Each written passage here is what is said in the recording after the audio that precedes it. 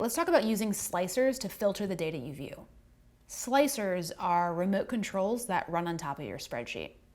A good way to think about it is seeing slicers as another way to filter content. Now, these aren't like the filter views we already made in the previous module. Slicers are like buttons you can add to pivot tables to control what data makes it into the table. So let's talk about how to make one. I'll show you.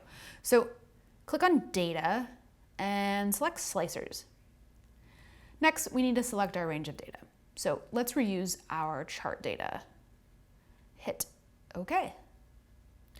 And just a note here, you can actually reposition the slicer. Let's put this under our chart.